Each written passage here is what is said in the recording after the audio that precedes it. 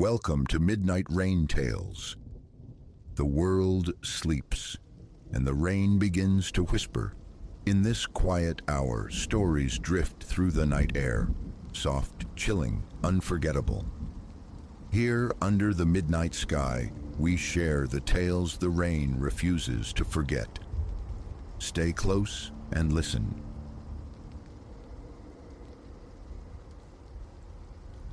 Even now, Elias, the memory clings. The flea market labyrinth, sunlight slicing through dust motes, above stalls overflowing with orphaned histories. I meandered between aisles choked with brittle novels, oxidized implements, and porcelain figures bearing the scars of time, until it arrested my gaze. There, nestled beneath a tangle of mismatched reliquaries, lay the compact mirror. Its metallic shell, dulled by neglect, possessed a loose, tentative latch. An inexplicable magnetism emanated from it, a silent command. Before conscious thought could intervene, my fingers closed around its cool weight.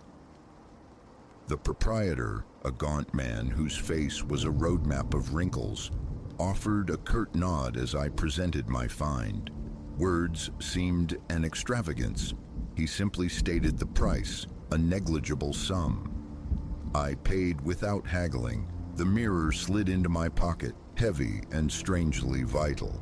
A peculiar constriction tightened in my chest. Not the flutter of acquisition, but a knot of raw tension. Fatigue, I reasoned, dismissing the sensation as I walked away. Returning that afternoon to the cramped confines of my third-floor apartment, a space accessed by a groaning temperamental lift, I deposited the mirror onto the scarred coffee table amidst the familiar landscape of a sagging couch, a cheap television stand, and wallpaper peeling like sunburnt skin in one corner. The air hung thick with the feeling of too little space. Exhaustion claimed me, and I collapsed onto the sofa, the mirror momentarily erased from my thoughts. It wasn't until the deep quiet of night descended that the compact resurfaced in my awareness. Preparing for bed, I saw it resting on the table, catching the weak glow from the standing lamp. An unsettling quality clung to it now. Logic dictated stowing it away, yet I left it exposed. After the ritual of brushing my teeth, I found myself drawn back to the couch. I retrieved the mirror, its hinge sighing as I flipped it open. The glass presented a clouded, perhaps minutely scratched surface.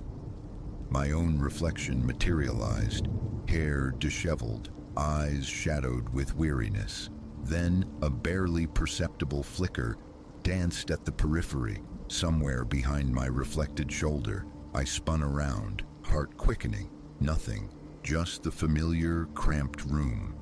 Shaking my head, I attributed the anomaly to dust or some flaw in the antique glass. I buffeted it clean with the hem of my shirt and peered again. Only my face stared back. Snapping it shut, I retreated to bed. The following day unfurled in a predictable sequence of errands and overdue work, pushing the mirror to the edges of my mind. Evening arrived, bringing a hastily consumed meal and the familiar embrace of the worn couch. Then the urge surfaced, insistent and illogical. Open the mirror, I yielded. As the latch gave way, a faint coolness traced the nape of my neck. My reflection returned my gaze, unchanged, yet the space behind me felt subtly wrong. An indistinct presence hovered there, less a defined shadow, more an umbra, a smudge against the reflected reality of my living room, conforming to no object present. A swift turn revealed only empty air. When my eyes returned to the mirror, the smear had vanished. A tremor ran through me, my pulse accelerating, not outright fear, but a profound bodily tension. I closed the compact, setting it aside with deliberate care, and sought refuge in the television's flickering light. Yet, my gaze kept straying towards it, a morbid curiosity warring with a rising tide of unease, preventing me from opening it again just then. In the subsequent days, the mirror became a focal point of morbid fascination. Each time I succumbed to the compulsion to look, the reflection offered something new. My face remained a constant, but behind it, the obscure shape solidified, a patch of darkness anchoring itself in the same location, gaining definition with every viewing. Anxiety coiled in my gut. Holding the mirror brought a slick dampness to my palms, a tightening in my chest, a shallow quickening of breath. I tried to rationalize it, an optical trick, a peculiarity of aged speculum, but the way it seemed to react defied easy dismissal. Once, tilting my head, I watched the umbra's outline shift in the glass, mimicking my movement with a disquieting fractional delay. A genuine chill snaked down my spine. I attempted to banish it, consigning the mirror to the cluttered anonymity of a bedroom drawer. But escape proved illusory. One evening, bathed in the artificial glow of interior lights against the darkening sky, my reflection stared back from the living room window pane. My face, my shoulders, and then, hovering just behind, that same nebulous stain, possessing the same approximate height, the same vaguely anthropomorphic silhouette. I whirled around, adrenaline surging, anticipating an intruder. The apartment was empty. My heart hammered against my ribs. Sweat beaded on my forehead. Turning back to the window, the apparition was gone. I stood gasping, the silence amplifying the frantic rhythm of my pulse. A frantic energy propelled me to the bedroom. I wrenched open the drawer, retrieved the mirror, and forced the latch.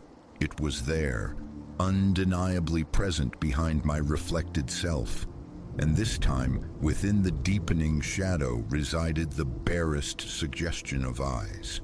Two concentrated points of darkness, cold and unnervingly fixed upon me. I slammed the mirror shut with convulsive force, my hands trembling uncontrollably. Seeking distraction, I phoned Leo, careful to mask the true source of my agitation, citing only work stress. He suggested drinks, an escape, but I declined, the reason unclear even to myself. Embarrassment, perhaps, or a nascent fear of leaving the apartment, of leaving it unattended. The call ended, leaving me adrift in my own space. I paced the narrow confines of the living room, compulsively checking shadowed corners, peering into closets, a futile exercise against the certainty of my solitude. Sleep, when it finally came, was shallow and fraught. Morning light brought a fragile resolve. I moved through the motions, dressing, a mechanical breakfast, the descent in the rattling lift. Outside, under the indifferent sun, amidst the city's cacophony, a measure of calm returned. By the time I reached the polished lobby of my office building, the night's terrors felt almost hallucinatory. Then I passed a wall clad in gleaming metal panels. My reflection slid across their surface. For a heartbeat, it was just me. Then, trailing fractionally behind, the shape materialized. I froze mid-stride. A prickling sensation crawled over my skin. My heart launched itself against my sternum. I remained transfixed, staring until a voice behind me inquired about my well-being. Feigning composure, I mumbled an excuse and fled towards the elevators, the conviction solidifying. I was losing my grip on reality. The workday passed in a haze of hypervigilance. Every reflective surface became a potential portal, a source of dread. I avoided the polished chrome, the darkened computer screens, even the restroom mirror for as long as possible.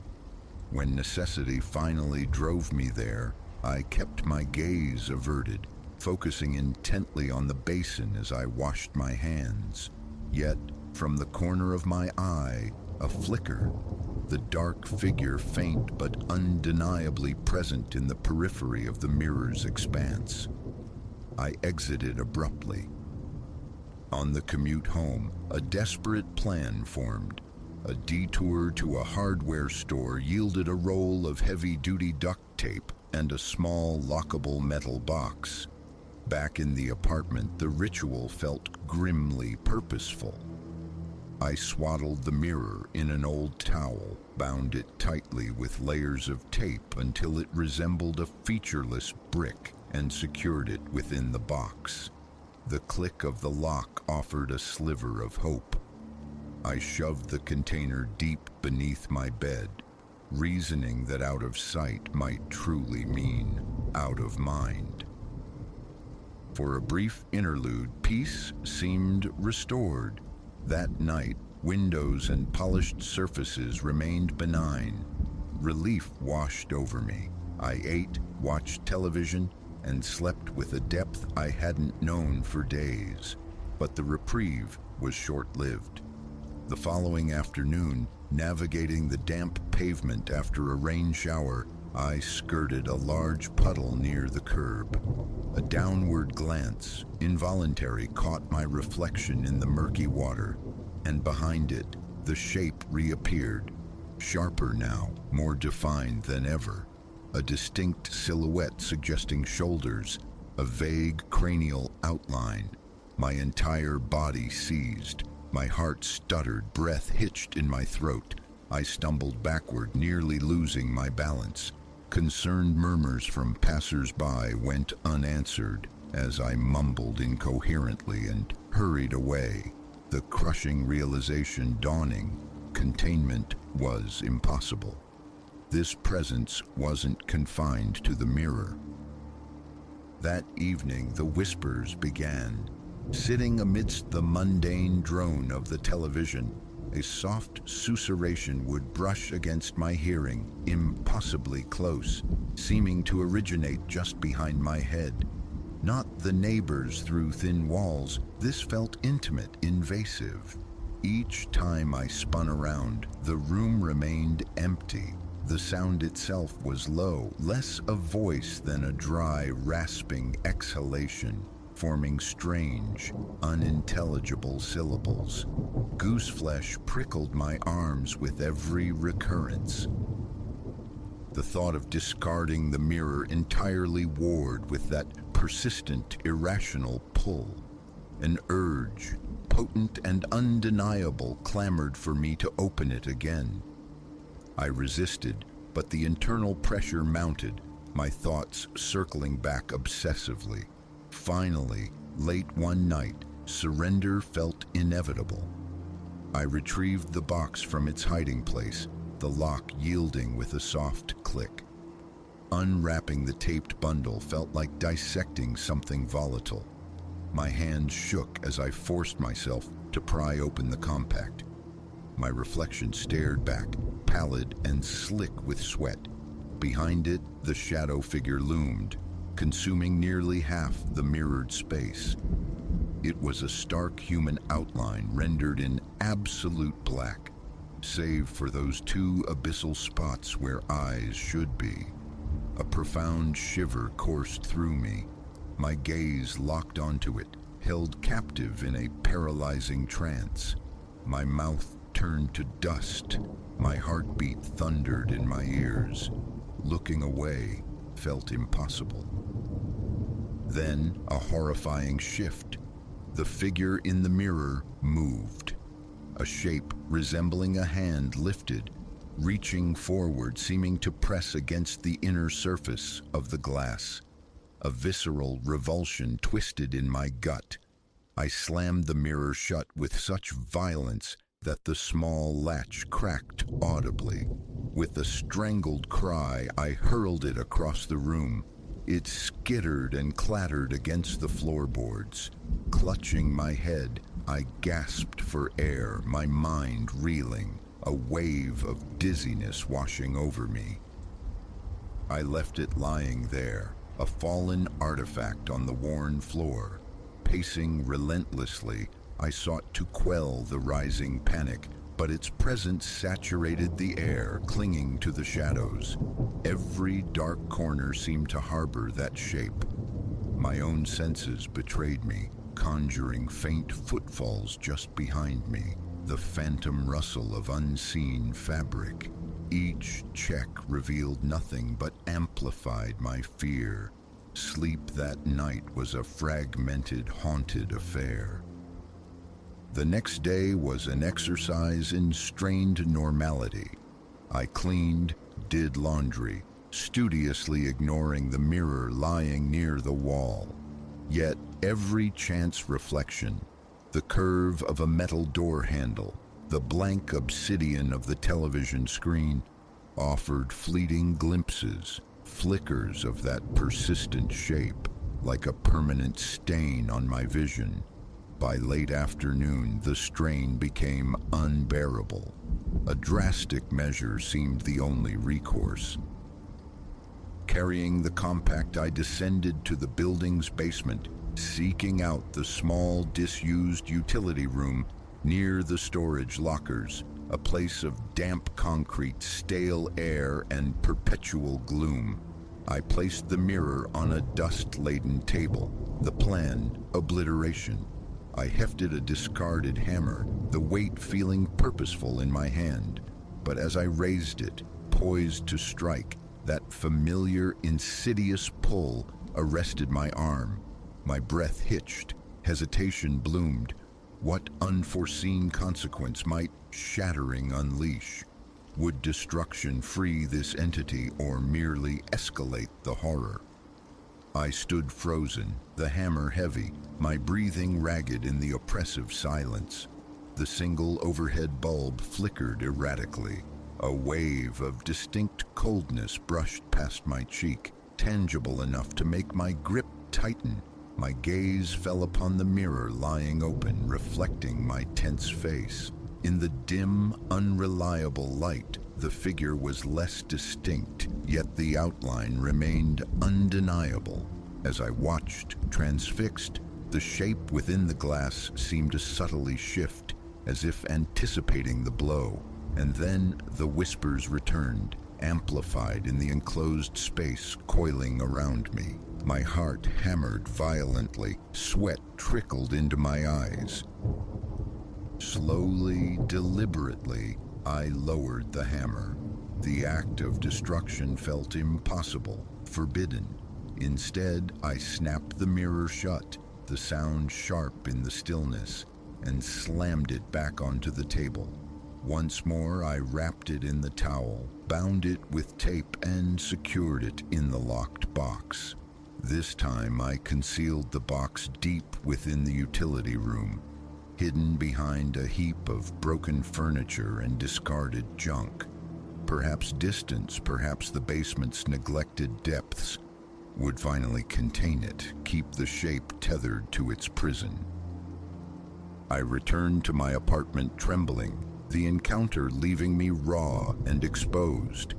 Cleaning, showering, seeking refuge in the mindless chatter of television, none of it truly calmed the internal storm. That night, as I climbed into bed, a dense shape flickered into existence in the far corner of my bedroom. It was momentary, like a shadow thrown by something unseen outside, and then it dissolved. My heart leaped. I lay rigid, staring into the darkness of that corner until my eyes burned, eventually succumbing to an exhausted, fitful sleep. The days that followed were a descent into relentless anxiety. Footsteps seemed to echo mine in the empty hallway leading to the lift. Every reflective surface became a source of potential terror, yet avoiding them entirely proved impossible. Windows, chrome fixtures, rain puddles, the dormant screen of my phone. Flashes of the shape persisted, sometimes ephemeral, sometimes disturbingly solid. The sensation of being watched became constant. My chest remained perpetually tight, my mouth dry, a leaden weakness settling in my limbs. Sudden surges of adrenaline left me wanting to flee, but there was nowhere to run. Sleep offered no sanctuary. I began leaving lights burning through the night, playing music in a futile attempt to drown out the whispers that still occasionally surfaced in the quiet hours. Faint, grasping sounds, syllables devoid of meaning that nonetheless raised gooseflesh on my arms. I tossed and turned, drenched in sweat, waking each morning more depleted than the last. A visit to Leo's apartment, driven by a desperate hope the presence wouldn't follow, ended in abrupt retreat. Catching sight of the figure lurking behind my own reflection in his bathroom mirror, I stammered an excuse and fled back to my haunted solitude. Now I exist in this suspended state of dread, trying to chart a course through an unnavigable fear. The shape remains my constant companion, manifesting in arbitrary reflections, a silent stalker. The whispers persist, not words, but utterances imbued with a palpable intent, a desire to draw nearer, to breach the barrier between its world and mine. I feel it in the cold tingle that crawls up my spine, the involuntary hitch in my breath, whenever a reflection catches the dark stain hovering behind me. My mind races, seeking an escape hatch, a solution, but finds only dead ends. The basement utility room remains unvisited. The mirror rests in its locked box, hidden but potent. A part of me, worn thin by fear, yearns to retrieve it, to confront whatever lurks within, to force an ending, any ending. Yet a deeper, more primal terror holds me back. The paralyzing certainty that opening it again will be the final act, that this time the barrier will dissolve completely. It's a conviction lodged deep in my gut. One more look and I won't just see the suggestion of eyes. I'll see its true face, and perhaps witness it, step fully from the confines of the glass into the tangible reality of my life. My hands tremble at the mere thought. So here I remain, Elias, caught in an agonizing loop, unable to destroy the source, terrified to set its occupant free, trapped. Each day is a vigil, scanning my own reflection, half expecting the shadow to detach itself, to coalesce into something solid. My body is a knot of tension. My heart beats a frantic rhythm against my ribs. My stomach churns with each passing pane of glass or polished surface. That umbral outline lingers, an inescapable passenger, waiting patiently just behind my shoulder, waiting for its moment. And I am left hoping, with dwindling conviction, that the moment never arrives.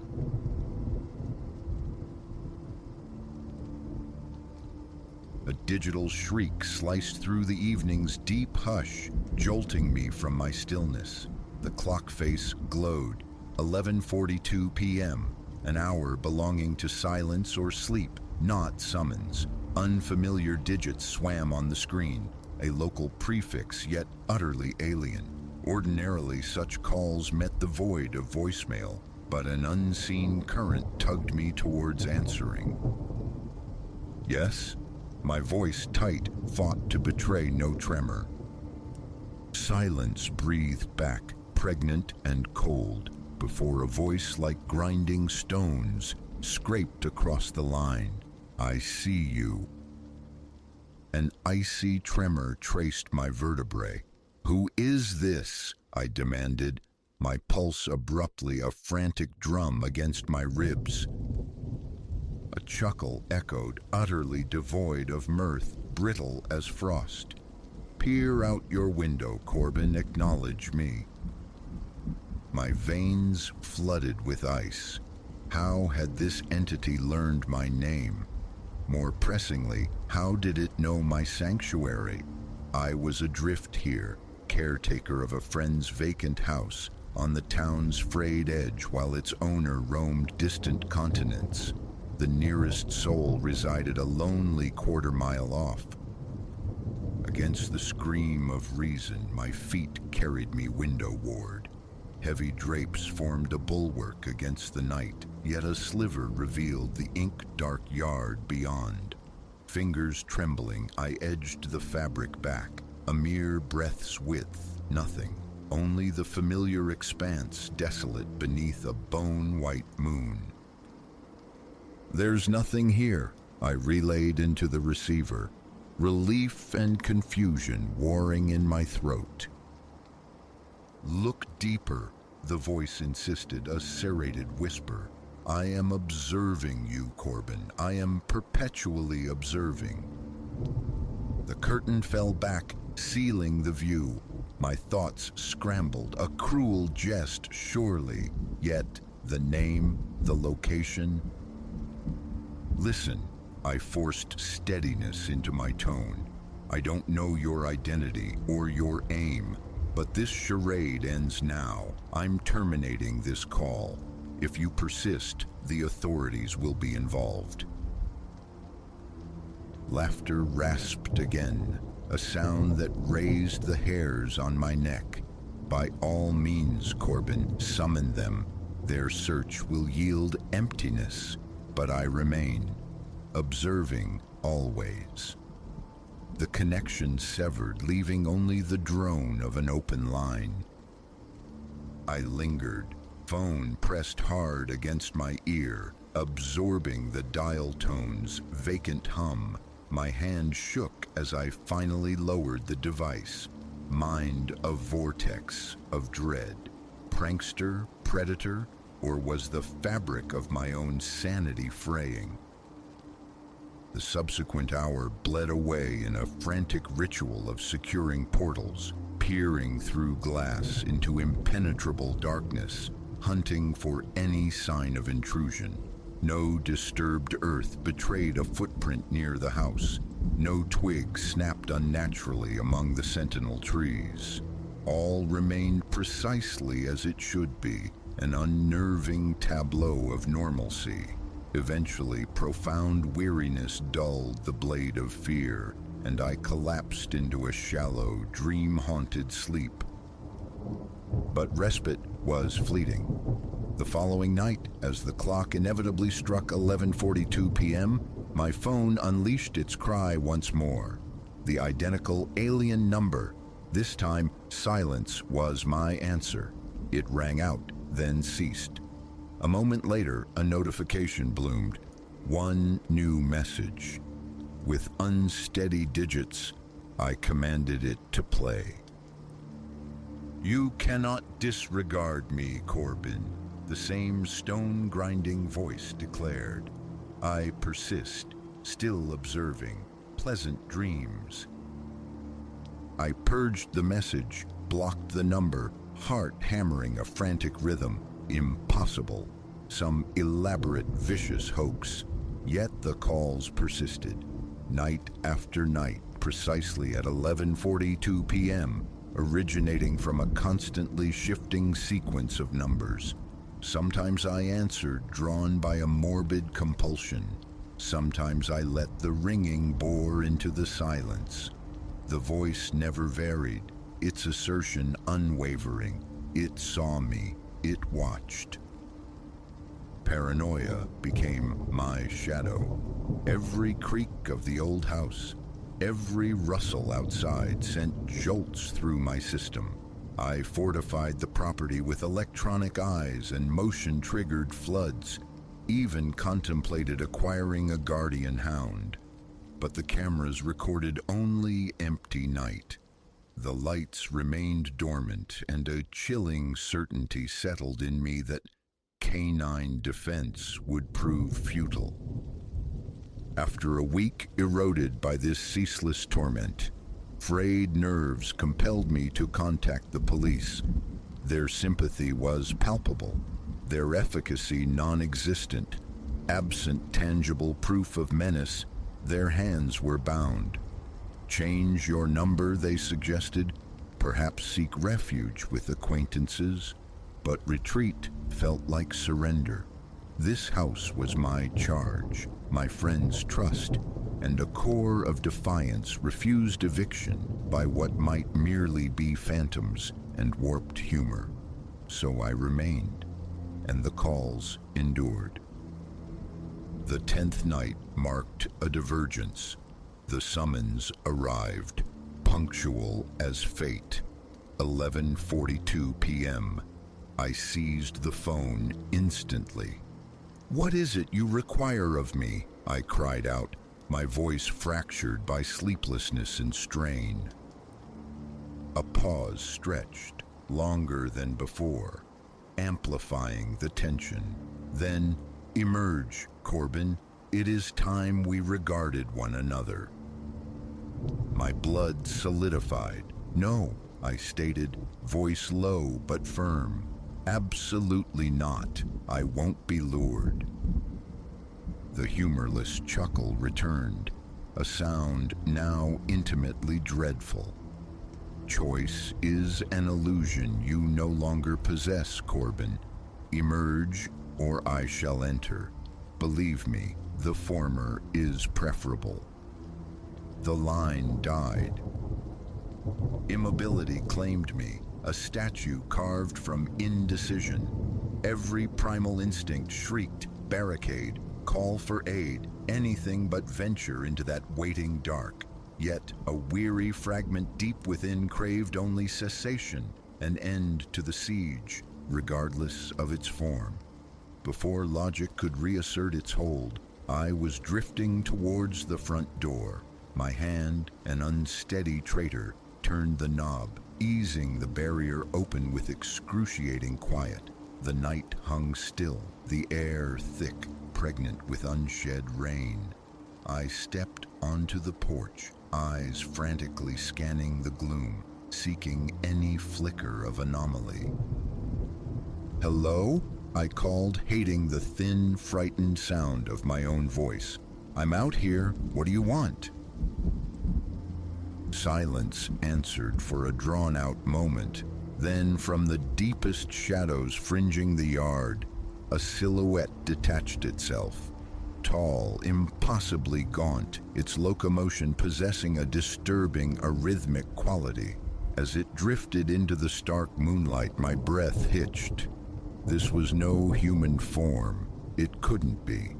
Its limbs stretched too far. Its cranium was subtly wrong. Its integument a pallid, sickly gray that seemed to drink the light, not reflect it. Where features should have been, there existed only a smooth, undifferentiated blankness. I yearned to flee, to scream, to shatter the paralysis gripping me, but my limbs were stone. I could only watch this thing approach, its gait smoothing, gaining a chilling purpose as it neared. It halted at the base of the porch steps, tilting its unsettling head in a gesture almost questioning. Then, horrifyingly, a seam bisected the featureless expanse of its face, widening into a grotesque rictus, an unholy parody of a mouth. "Greetings, Corbin," it uttered, the voice unmistakably the one from the phone, now given impossible flesh. How gratifying to finally meet in physicality. My voice returned, a ragged whisper. What are you?" The thing's mouth stretched wider, perhaps a smile. I embody many roles, Corbin. Observer, custodian, adjuster of cosmic scales. Meaning what? I pressed, raw fear yielding ground to a morbid, desperate need to understand. Why inflict this torment? The creature canted its head the other way. Torment? No, Corbin. Preparation. You see, you possess a unique resonance. You perceive echoes others miss, sense currents that remain hidden. This singularity is why you were selected. My mind spun. Selected for what purpose? To join our ranks, it stated with stark simplicity. To become an observer like myself. To witness existence in its true, unfiltered state, stripped of human delusion. I recoiled, shaking my head, taking an involuntary step back.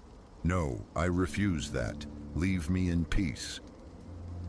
The creature's mouth contorted, a potential frown. Regrettably, that path is now closed, Corbin. You have perceived me. There is no reversion.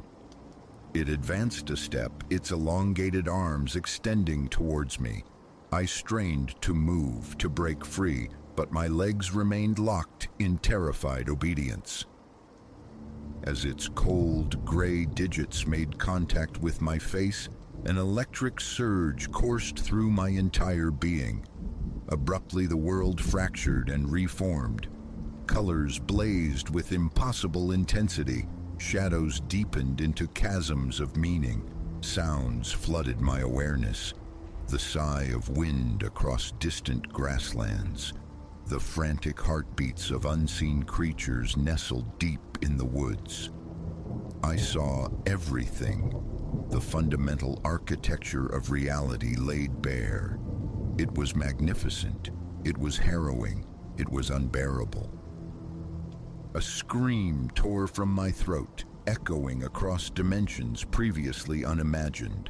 The creature, the observer, held me fast, its touch a bizarre anchor amidst the tempest of my exploding senses. Patience, Corbin, it conveyed, the stone-grinding voice now imbued with an odd calm.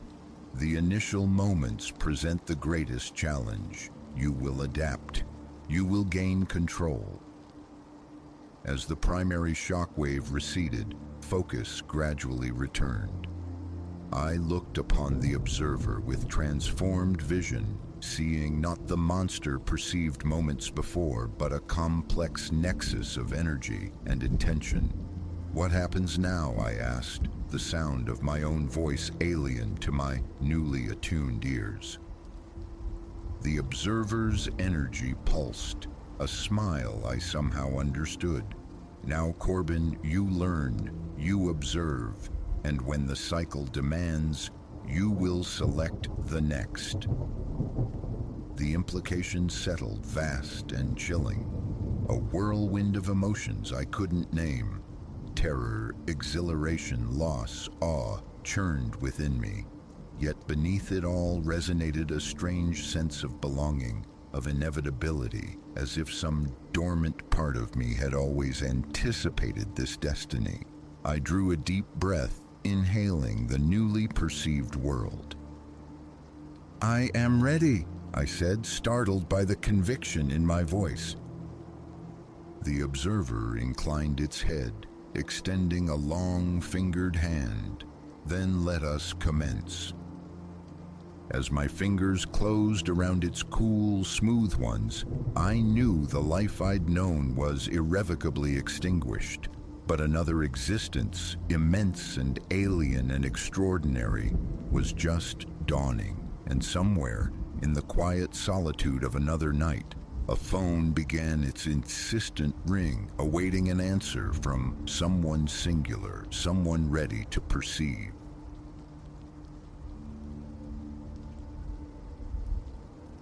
The final sigh of my campfire faded at 17 minutes past 2 in the morning. My watch face glowed with the numerals, etching the moment into memory, the precise instant the world went awry. Gone was the familiar nocturnal symphony of the wilderness, the chirring insects, the punctual hoot of an owl, the furtive scuffling of unseen creatures in the leaf litter. A profound cessation, absolute and immediate. The quiet slammed into me, a physical blow that stole my breath. For 3 days, I, Silas, had courted solitude deep within the mountain range, a good 15 miles of rugged terrain separating me from the nearest ribbon of asphalt. No signal bars, no fellow travelers. Only myself measuring my resilience against the vast indifference of the wild. This particular clearing, embraced by colossal pines and dense, tangled undergrowth, had beckoned with its profound isolation. My shelter, a dome of nylon, huddled near the clearing's edge, its back to a formidable bulwark of stone and scree. Though embers pulsed with residual orange life, the surrounding woods were utterly inert, a landscape struck dumb.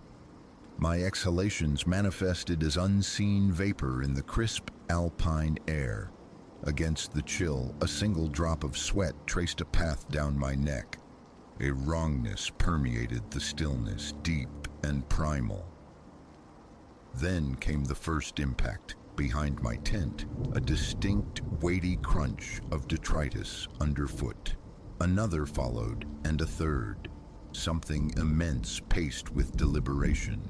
Far too substantial for deer, heavier even than bear.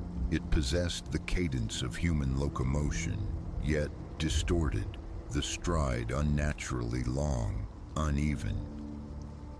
Rooted beside the dwindling fire, my fingers spasmed around the haft of my hunting knife. The steps traced a perimeter around my small domain, staying just beyond the furthest reach of the firelight's flickering caress.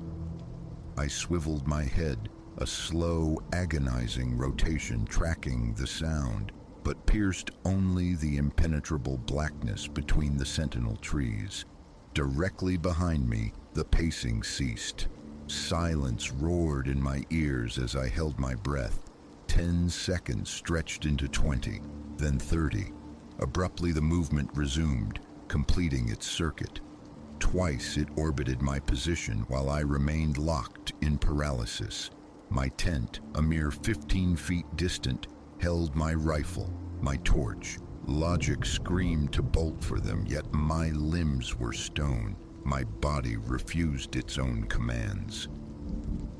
Upon the third revolution, the trajectory shifted.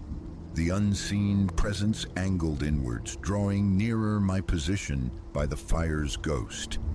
The brittle snap of leaves underfoot sounded mere yards away now, directly astern. Still nothing materialized in the gloom, only that ponderous rhythmic tread. At last, my sinews unlocked. I threw myself forward, rolling clear of the sound's origin, scrambling upright.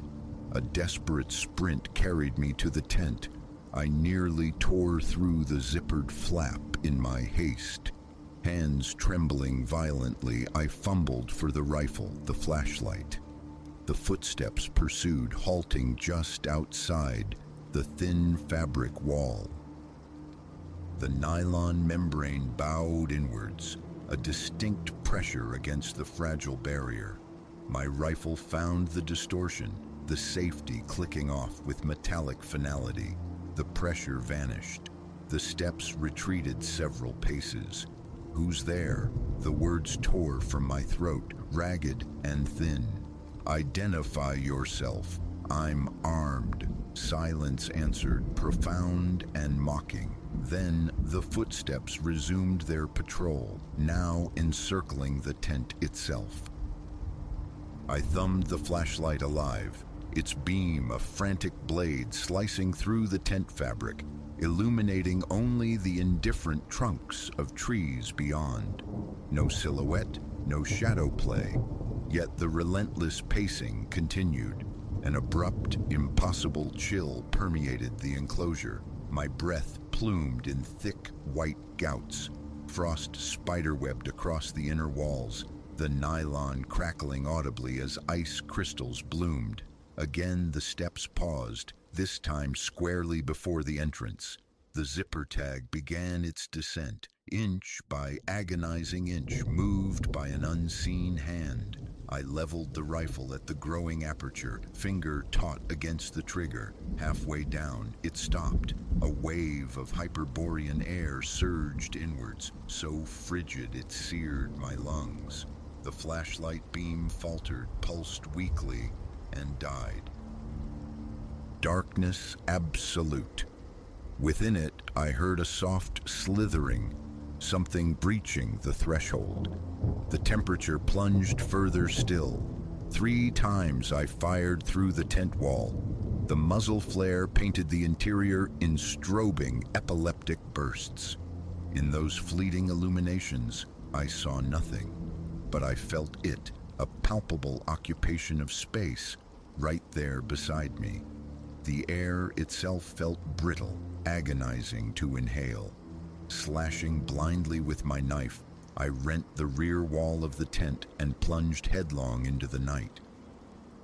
I ran, a desperate primal flight, faster than I knew possible, crashing through unseen obstacles, tripping over roots, lashed by unseen branches. My lungs burned with the glacial air. Behind me, the footsteps matched my pace, drawing closer.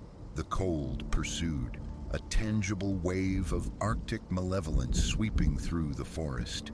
I dared not look back, only forward into the crushing dark. Time lost all meaning. Eventually, my legs buckled, depositing me against the rough bark of a massive tree. The footsteps slowed, then halted nearby. Ice began to sheathe the bark around my hands. My fingers were turning a ghastly blue.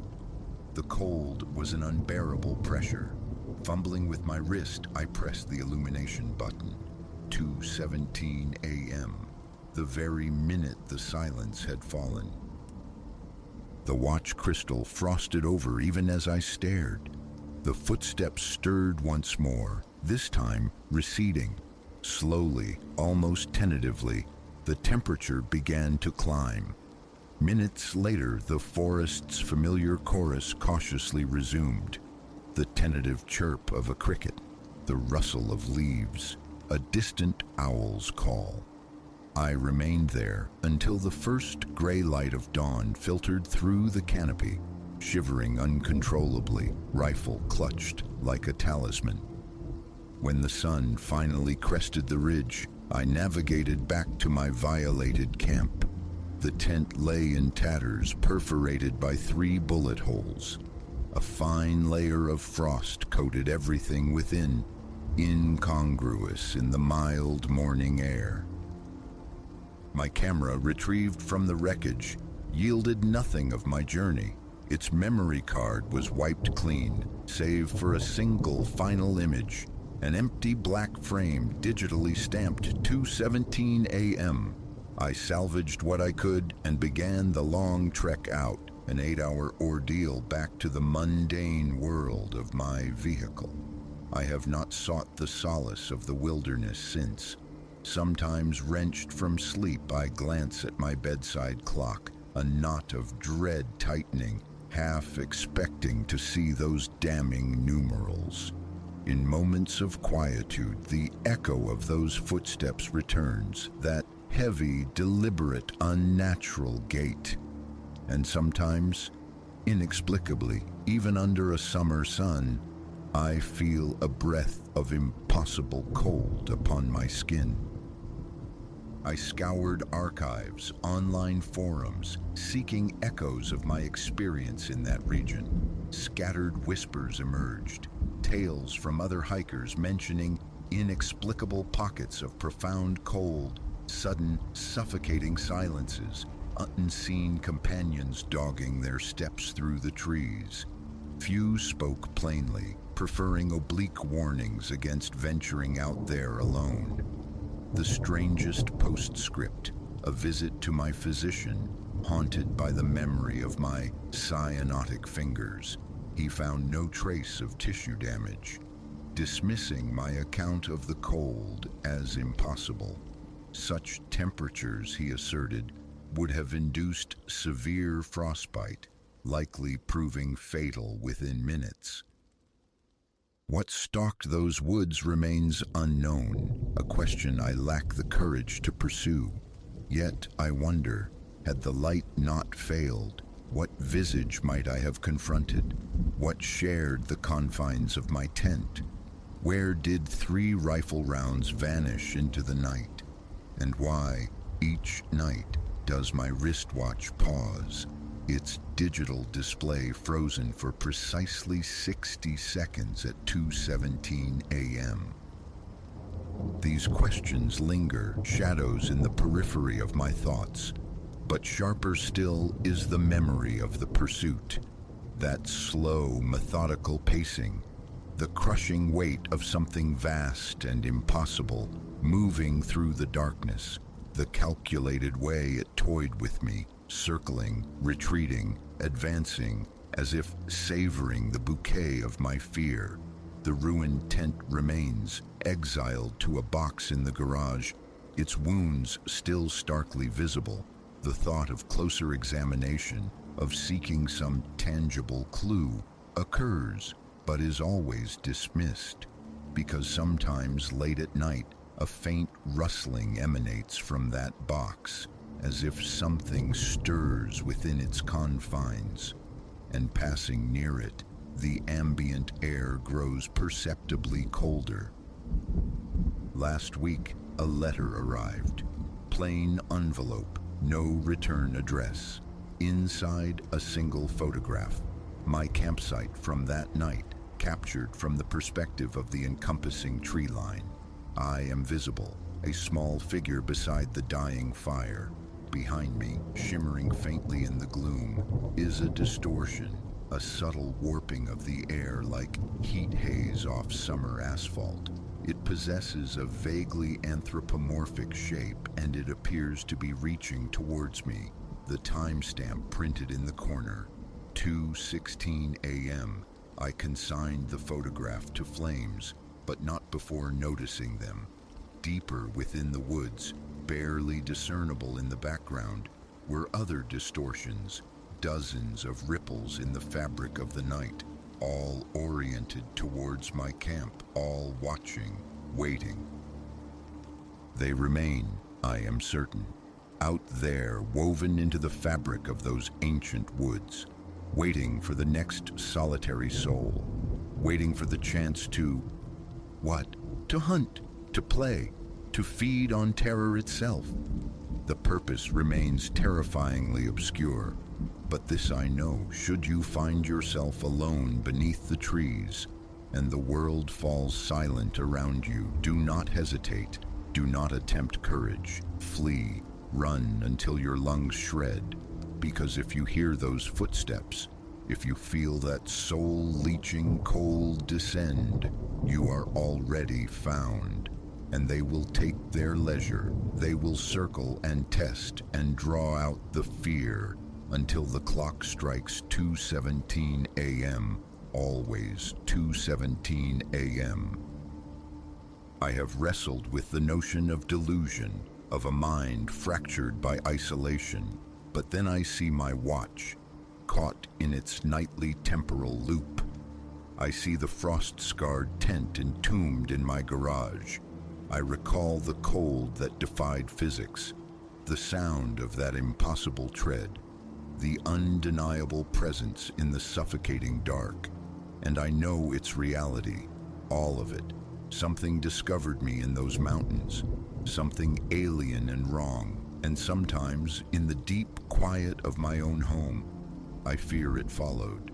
Because now, when I wake abruptly at 2:17 a.m., I hear footsteps downstairs, heavy, deliberate footsteps, circling, always circling, and the air grows colder, and colder and colder.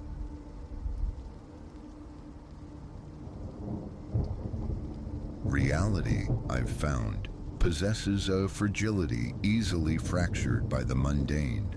In my case, a dust-laden canvas procured from a forgotten corner of a sprawling bazaar. The afternoon I carried it through my doorway marked the precise moment the familiar contours of my world began to warp. Allow me to delineate the sequence, unadorned by artifice or appeals for pity. This isn't a plea, merely a frantic cartography of dissolving self, charted before the landmarks vanish entirely. I spied it languishing near the shadowed rear of a stall, overflowing with the detritus of forgotten lives. Presiding over this chaos was a gentleman whose shirt seemed woven from creases and apathy. He barely registered my approach. The painting itself rested against the fractured leg of a chair. A formal portrait, it seemed, evoking the stiff decorum of the 19th century. A man clad in somber black stood poised against a backdrop churning with storm-bruised grays. Yet, where his countenance should have been, there existed only an unsettling lacuna, a primed emptiness. An inexplicable magnetism drew me closer. The desire for it was illogical, visceral. When I inquired about the price, the vendor offered a shrug that dislodged dust motes, his gaze finally snagging on mine before he uttered a sum so negligible it felt almost like an insult not to accept. Money changed hands. The canvas, surprisingly light, tucked beneath my arm. Within the confines of my apartment, I leaned the painting against the living room skirting board, lacking an unoccupied nail and uncertain of its rightful place. Minutes dissolved as I scrutinized the canvas, probing the blank oval for the faintest indentation of eye sockets, the ghost of a nose or mouth. Nothing, just a smooth, perhaps faded vacancy. The subject wore a jacket with a severe high collar, one hand elegantly poised upon a carved table. Behind him the heavens roiled, a tempestuous palette of grays and charcoals, yet devoid of explicit thunder or lightning, only an oppressive, murky weight. Deciding to postpone its placement, I retreated to the kitchen, seeking the simple solace of preparing a meal. That evening, however, brought a current of disquiet. Ensconced on the sofa, I surfed through television channels, yet my attention repeatedly snagged on the portrait lurking in my peripheral vision. The featureless void gnawed at me, radiating an unnerving sensation of being observed, despite the utter lack of eyes. It felt like a phantom sentinel. Unable to bear the silent scrutiny, I rose and turned the canvas to face the wall, a flimsy shield against its presence. Fatigue, I reasoned, a simple byproduct of a demanding day. Later, cocooned in bed, I stared into the familiar darkness of the ceiling. The apartment hummed its usual nocturnal tune. The refrigerators droned the distant sigh of traffic. Eyes closed, I courted sleep. Around the second hour past midnight, a sound pricked the silence. My name, whispered, but unnervingly, in my own voice. It seemed to emanate from the living room, a sibilant thread drawn through the stillness. My chest constricted, my mouth turned to parchment. A frantic drumming commenced beneath my ribs, so forceful I almost expected its echo to reverberate off the walls. Dismiss it, I commanded myself, a hypnagogic phantom, a trick of the mind hovering on the cusp of sleep. But then it recurred, distinct and undeniable. Elias, it breathed, a perfect, chilling mimicry of my own inflection. I swung my legs over the side of the bed, the cold floorboards shocking my bare feet. Flicking on the hallway light, its sudden glare felt inadequate against the encroaching strangeness.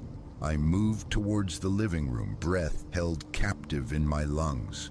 Pausing at the threshold, I scanned the space. The painting remained where I'd left it, its back turned. The room was empty of intruders, yet the air hung heavy, perceptibly cooler, raising gooseflesh along my arms and the nape of my neck. Drawn by an impulse I couldn't articulate, I approached the painting. A faint rustling sound, like the shift of heavy fabric, brushed against my hearing. Against all logic, a compulsion arose. Turn it around. See if the void remained inviolate. It's just canvas and pigment, I silently argued against the tremor in my hand as I grasped the wooden frame. Spinning it to face me, I saw the familiar composition. The man, the suit, the table, the bruised sky. But something had altered. A subtle topography now disrupted the blankness of the face. A faint suggestion of a jawline had emerged, as if an unseen artist had begun sketching the barest contours of cheekbones, the delicate curve of a chin. A bead of sweat traced a path down my temple. Tentatively, I reached out, my fingertip hovering inches from the surface. Was the paint cracking? Was a hidden layer revealing itself? The texture beneath the apparent smoothness seemed subtly uneven now, hinting at nascent forms. I snatched my hand back, my breathing ragged.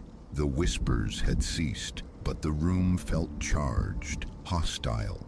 Retreating, I backed into the hallway, then fled to my bedroom, shutting and locking the door.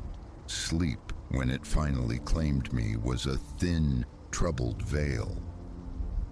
Morning arrived with a knot of dread tightening beneath my ribs.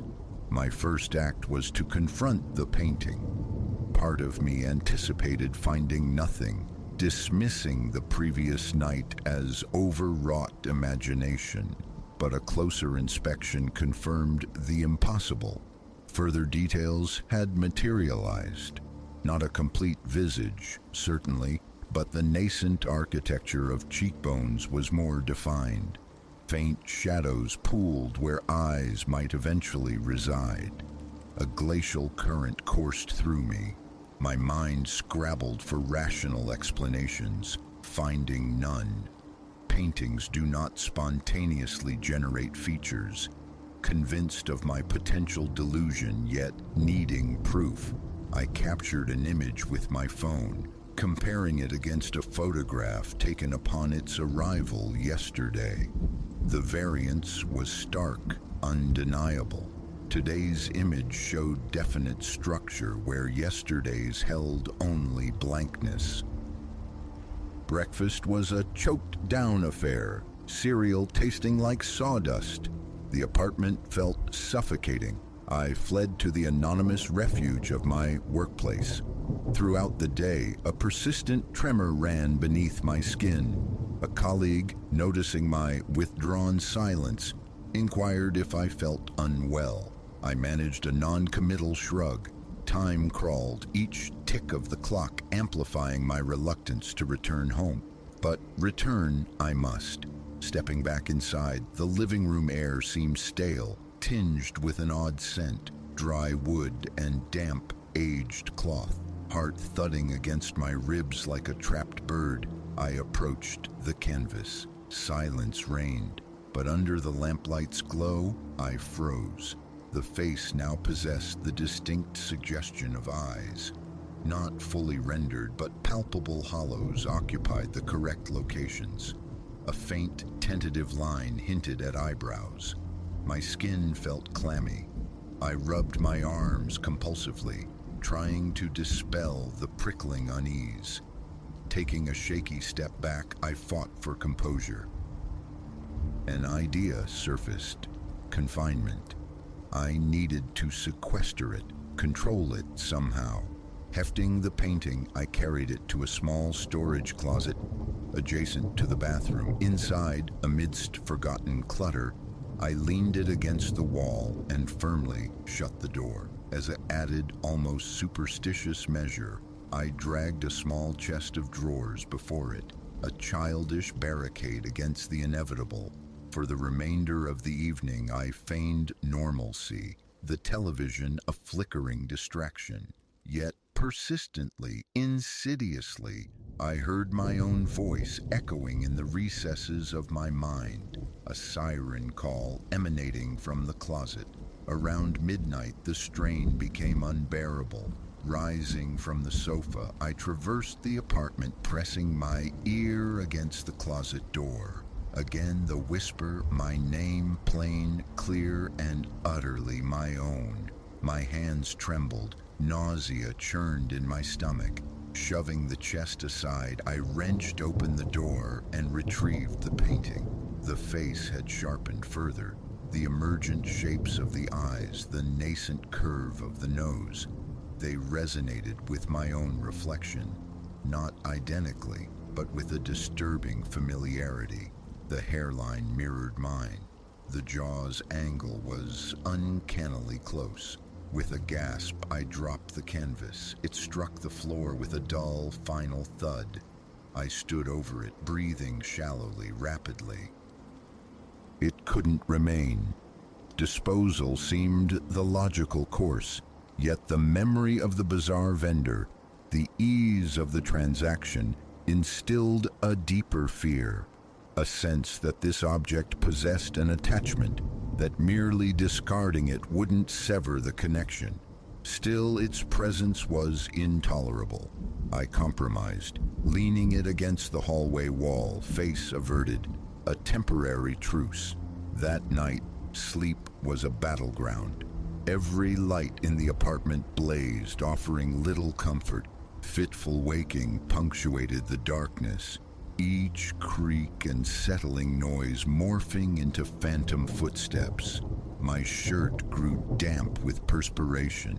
My mouth felt acrid, dry. Over the ensuing days, the transformation accelerated. Each reluctant glance revealed features coalescing, solidifying. It was becoming undeniably, terrifyingly me. By the fourth day, ambiguity had evaporated. The bone structure, the set of the eyes, their color now emerging, a muted echo of my own. The precise curve of the lips, even the way the hair fell. It was my likeness, rendered in oil. Catching my own reflection became a source of profound unease. My eyes seemed shadowed, weary, as if witnessing a stranger usurp my own face. The whispers persisted, growing bolder. No longer confined to the night, they materialized in broad daylight. My name, spoken in my voice, intimate as a breath against my ear, yet sourced from empty air. I'd whirl around, finding nothing. Once, mid-afternoon, the suddenness of a whisper directly behind me caused me to drop a stack of plates.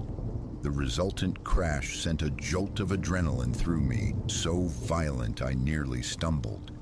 Kneeling amidst the shards, my own fragmented reflection stared back from the glazed pieces, prompting a frantic internal inventory. Was my face fading, its substance migrating to the canvas? Night offered no sanctuary. Lying rigid in bed, I became an unwilling auditor of the apartment's secret sounds. Convinced I heard furtive movements in the hall. Often I'd rise and stand sentinel at my bedroom door, peering towards the dark oblong of the painting propped against the wall. It seemed to exert a physical pull, a draining sensation that left my limbs numb, my chest heavy. The thought clawed at my sanity. Was I fracturing under the strain? Yet the morning light always brought the same irrefutable evidence. The painting, my face staring back. This transcended mere stress. One evening, resolve hardened within me. I would confront this entity. Every lamp blazed, banishing shadows. I positioned the painting on a chair, studying it with forensic intensity. My fingers traced the painted surface. It felt unnervingly warm, like living tissue. My stomach lurched. My breath grew shallow.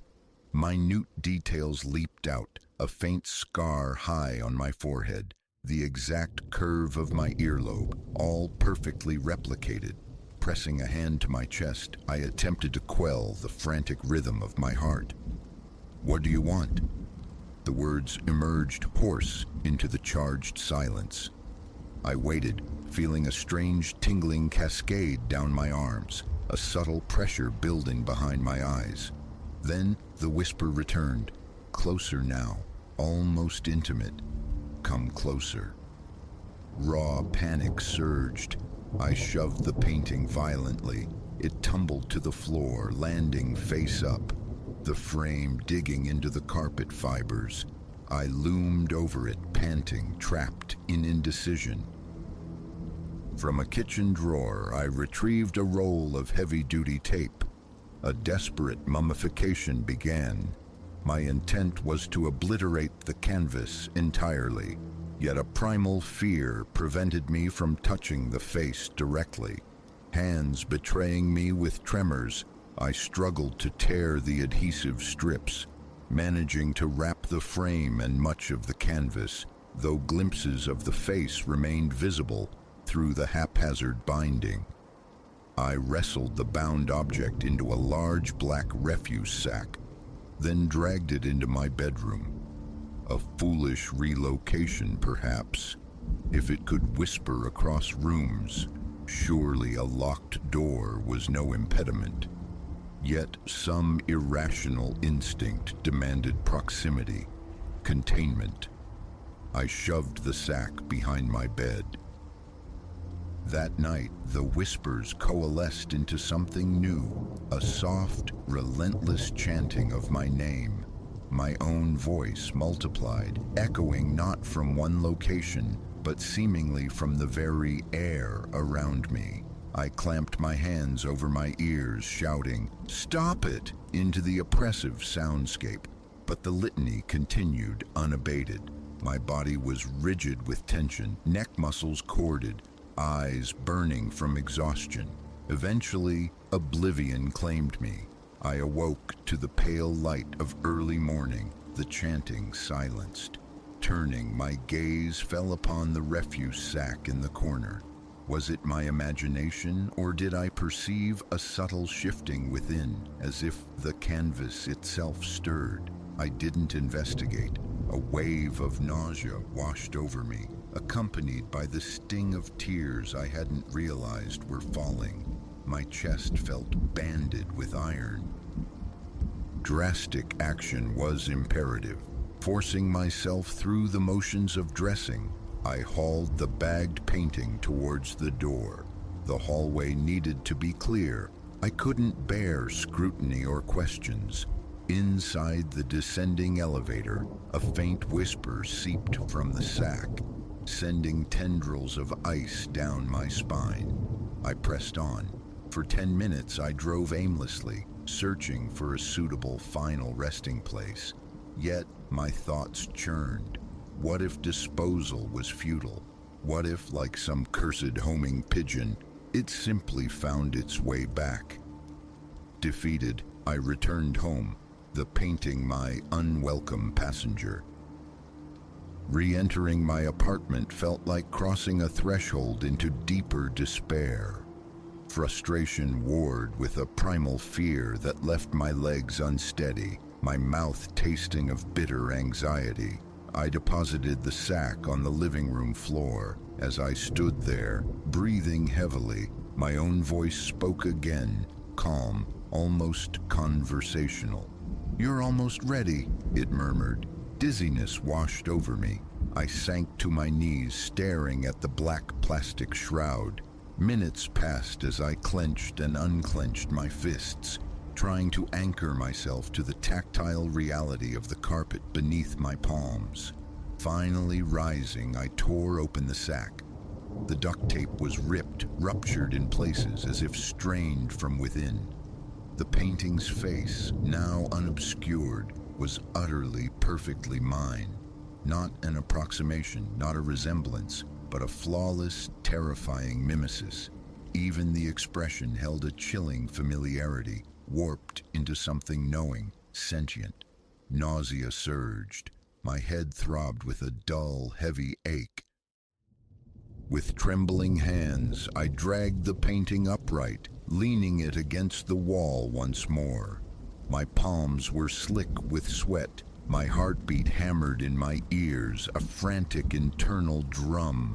Thought became difficult, fragmented. My reflection, caught in the glass of a framed photograph nearby, seemed unnaturally pale, my eyes dull, leached of vibrancy. I wiped perspiration from my brow, attempting to regulate my breathing. Am I still me? The question echoed in the sudden silence. I looked into the painted eyes. They seemed sharp, intensely alive.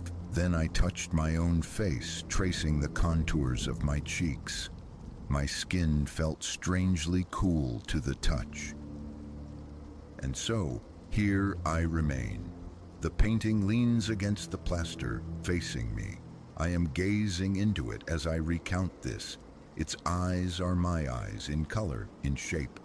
The severe, old-fashioned suit it wears seems almost tangible. The backdrop remains a canvas of bruised clouds. But now, a subtle luminescence seems to emanate from around the figure, as if it gathers the room's light, or perhaps prepares to step free of its two-dimensional prison. A profound weakness permeates my body, a sense of having been utterly drained. My shoulders ache with tension. Gooseflesh prickles my skin intermittently. The whispers are quiescent for now, replaced by a low, persistent buzzing in my ears, like faint static on an open channel. Every few moments I feel an inexorable pull towards the canvas, the same magnetic draw I felt in the bazaar, intensified now, like standing before a mirror that reflects more than just image. Moving closer feels perilous. Fear is a raw physical presence tangling my thoughts. I cling to the notion of my identity, myself, with dwindling strength, yet a chilling suspicion whispers that the battle may already be lost. Is that me, trapped in oil and pigment? Or is the painting stealing me piece by piece? All I know with certainty is that I cannot look away, and that is the unvarnished truth.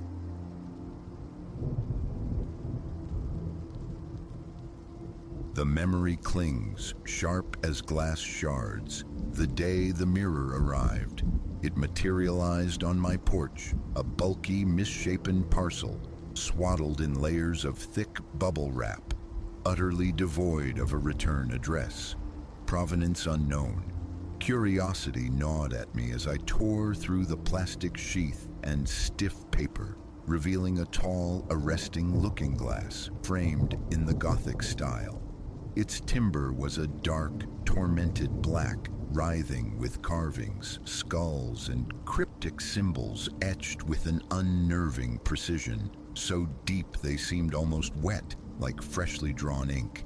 An instantaneous tremor ran through me, a cold premonition, yet fascination held sway. My fingers traced the uppermost skull. Its surface felt abrasive, granular, unnervingly akin to actual bone. I dismissed the prickling discomfort, a free piece of decor, wasn't it? And resolved to hang it in my bedroom. My life possesses a certain predictable rhythm. Warehouse drone by day, evenings punctuated by the flicker of the television. Maybe the condensation beading on a cold bottle of beer. Specters and arcane collectibles hold no allure for me. Still, a mirror is merely a mirror, or so I reasoned. I selected a vacant stretch of wall opposite my bed, hammered in a few nails, secured a sturdy hook. A peculiar resistance met my efforts, the object feeling disproportionately heavy, freighted with more than just its physical mass. Once mounted, I stepped back. The glass, pristine and smooth, offered a clear reflection. My own face regarded me, impassive. Shrugging off the lingering strangeness, I moved on with my evening. Later, scrubbing my teeth before bed, I cast a cursory glance towards it. My reflection blinked back, utterly unremarkable. I extinguished the lights, burrowed beneath the sheets. A persistent thread of unease tugged at my consciousness, but I resolutely pushed it away, attributing it to the frame's morbid aesthetic. Eyes closed, I courted sleep. Midnight found me shuffling back from the bathroom, bleary-eyed. Passing the mirror, a flicker of wrongness snagged my attention. My reflection seemed off. I fumbled for the small lamp on my nightstand, bathing the room in a soft glow. There it stood, my mirrored self, yet its movements echoed mine with a fractional hesitation, a lag in mimicry. I tilted my head. Its head tilted a beat later, a blink, and suddenly it synchronized perfectly. Exhaustion, I told myself firmly. Crawling back into bed, I wrestled with the unsettling image. Morning light brought a test.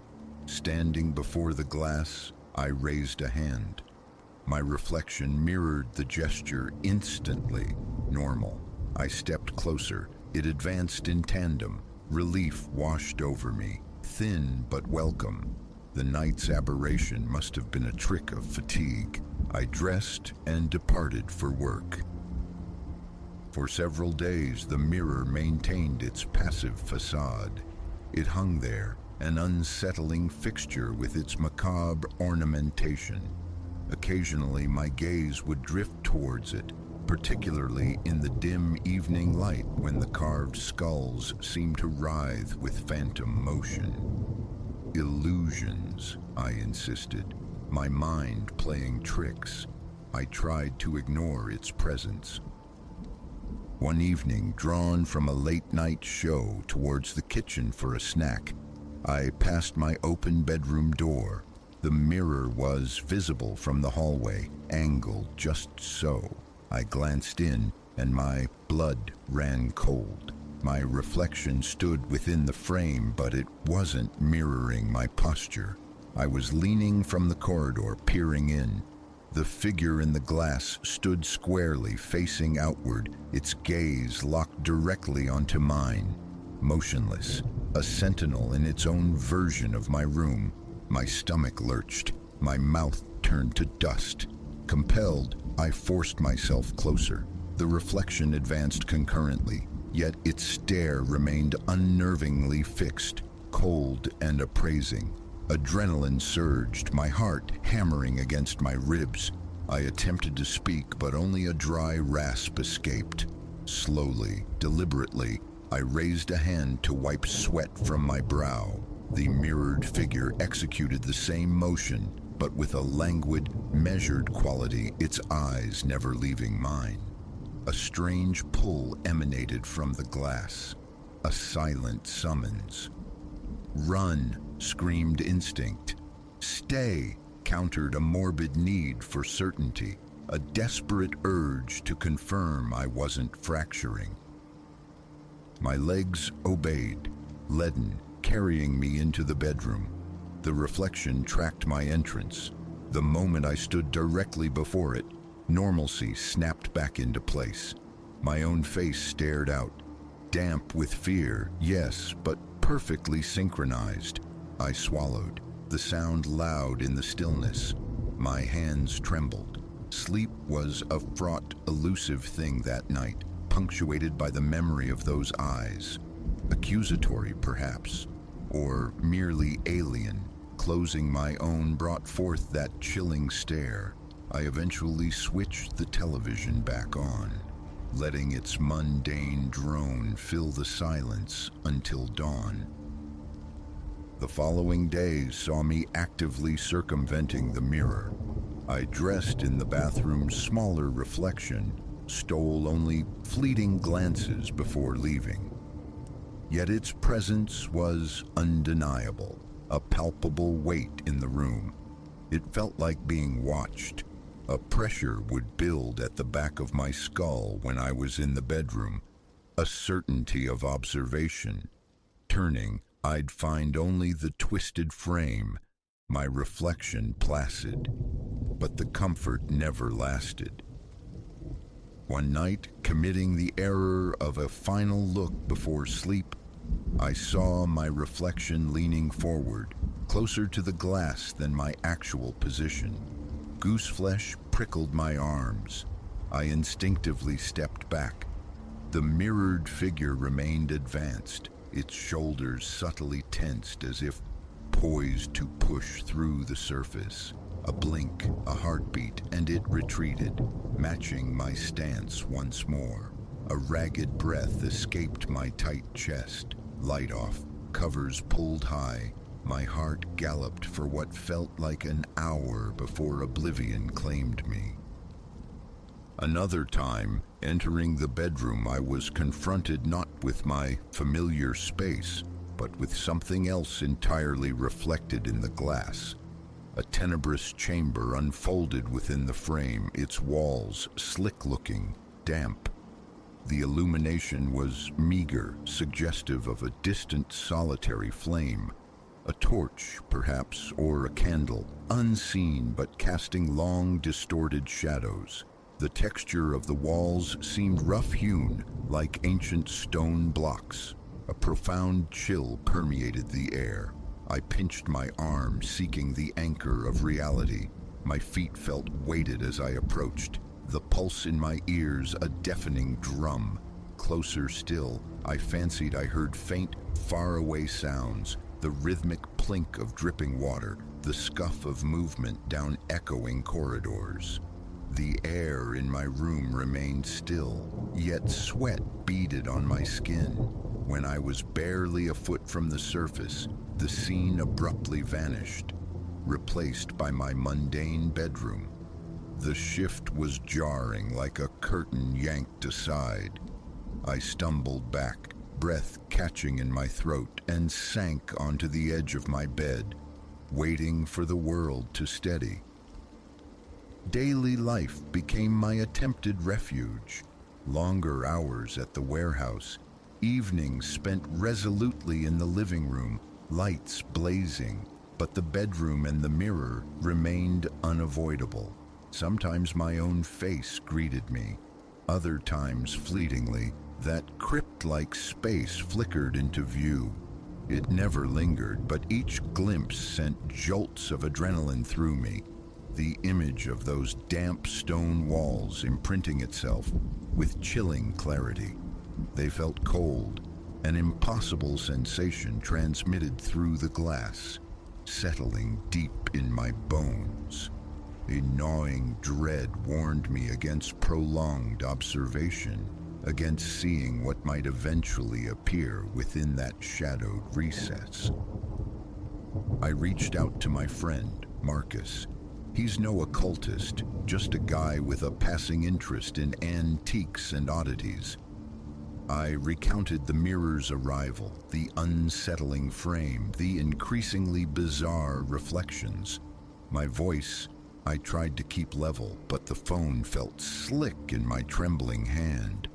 He listened, admitted he'd never encountered anything quite like it, and pragmatically advised getting rid of the damned thing if it was causing such distress. The thought had occurred repeatedly, smashing it, dragging it to the curb. Yet, whenever I gathered the resolve, a visceral reluctance paralyzed me, a sickening lurch in my gut. It felt possessive, as if the mirror itself resisted removal.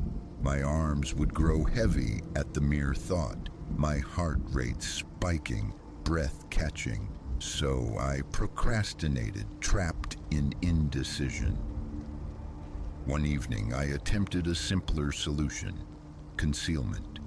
Fetching an old blanket from the closet, I stood before the mirror, palms sweating, gaze fixed on the leering skulls and serpentine carvings. With a surge of will, I flung the blanket over its top edge. A fragile moment of relief settled over me. No reflection, no crypt. Then a soft, dry scraping sound emanated from behind the fabric, like fingernails drawn slowly across wood. I flinched back. The blanket slithered down, pooling at my feet. The reflection's eyes met mine across the newly revealed surface. Was that a flicker of amusement? A mocking curl of the lips at my futile effort? Nausea churned within me. Terrified of provoking that sound again, I left the mirror uncovered. I didn't repeat the attempt. Later that same night, I awoke drenched in sweat. A glance confirmed my reflection was present. It stood there, mirroring my stillness, but its mouth was stretched into a subtle, unsettling smile. My own lips were pressed firmly together. I could feel it. Yet the glass showed a definite grin. My heart hammered, a frantic pulse audible in my ears. Reaching for the bedside lamp, I flooded the room with light, hoping to dispel the illusion. Instantly, the reflection's expression smoothed into neutrality. A wave of sickness washed over me, but I remained frozen in bed, unwilling to approach, simply staring at that other me until exhaustion dragged me under once more. The subsequent days became a tightrope walk of tension. My own apartment felt alien, hostile. I minimized time in the bedroom, but sleep remained a necessity. Each night brought subtle shifts in the reflection. Eyes that seemed angrier, a head tilted at an unnatural angle. Glimpses of the dark crypt became more frequent, sometimes overlaying my own reflection, a disturbing palimpsest. No voices manifested, but the faint echoes persisted, that phantom dripping, the suggestion of distant stone. Nightmares plagued me, not of monsters, but of standing paralyzed before the mirror, unable to look away. I'd wake slick with sweat, heart pounding, only to find the reflection normal or near enough to sow doubt. My existence narrowed to a cycle of fear and uncertainty. Online searches proved fruitless. No identifying marks, no originating shop, just this cursed object dominating my space. The thought of passing it on felt like a betrayal, foisting this insidious dread onto another soul. There were moments I stood outside my own front door, keys clutched tight, wrestling for the courage to enter. Home no longer felt like sanctuary. One evening, fatigue overriding caution, I decided I'd had enough. A confrontation was necessary. I strode directly to the mirror, stared hard at my reflection. My breathing was rapid, chest visibly rising and falling. The reflection matched. Enough, I managed, my voice thin but audible. The reflection's lips remained still, its eyes narrowed fractionally. That familiar cold dread coiled in my gut. Enough, I repeated, louder, firmer. Silence from the glass, but then a quiet tapping, distinct, like knuckles rapping lightly on the inside of the mirror. I recoiled, stumbling backward. The reflection's hands hadn't moved, yet the tap, tap, tap continued for several seconds before fading. Whirling, I fled the room, slamming the door shut behind me. I paced the hallway, muscles knotted, hands clenched. My mind raced, a frantic scramble for logic that found no purchase. Water gulped down. Deep breaths. This wasn't delusion. The mirror was actively malevolent, its phenomena undeniable. A plan. I needed a plan. A hammer. The memory of that paralyzing resistance surfaced. Selling it. To whom? How? The ethical quandary remained. Answers eluded me. Now, every night unveils new strangeness in that glass. Sometimes the mimicry lags, subtle delays betraying its otherness. Sometimes it remains perfectly still while I shift or scratch my arm. Increasingly, I see the crypt, the faint flicker in the oppressive dark, hear the imagined echo of dripping water. My heart rate quickens at the sight of those damp, cold walls, a chill seeping into my very marrow. There's a growing certainty that prolonged focus will reveal something moving within that desolate space. A heavy knot resides permanently in my stomach, a primal warning against looking too deeply, yet avoidance feels increasingly impossible. I'm putting this down because the silence is becoming unbearable. Few know the full extent. The fear of dismissal, of being labeled unstable, is potent, but I'm not. I'm just Leo, an ordinary man tethered to an object that defies existence. Its scrutiny is constant. At night, vivid imaginings plague me, the reflection detaching itself from the glass, climbing out, or worse, pulling me inwards, crossing over into that crypt. That's the deepest fear. I don't know what resides there, but I feel its presence, a suffocating pressure on my chest, a constant reminder of the waiting entity on the other side. How much longer can this endure? I dread the day I look into the mirror and my bedroom is gone, replaced permanently by the crypt, or the day my reflection fixes me with that terrible grin, refusing to release my gaze. Every option short of shattering it has been considered, yet the act itself feels insurmountable, my limbs refusing cooperation at the mere thought of touching that twisted frame again. For now, I am trapped. Each dawn brings the question, what new horror will the reflection reveal today? Each night I lie rigid, listening for the tapping. That is my reality. The mirror remains, watching, waiting, and I cannot shake the conviction that if I stare too long, truly see what lurks there, something irrevocable will happen. Something will break within me. So I try not to look, but the pull is insidious, a morbid fascination with the source of my terror. Perhaps one day courage or desperation will find me, perhaps not. But tonight it hangs there still on my bedroom wall, issuing its silent, relentless dare.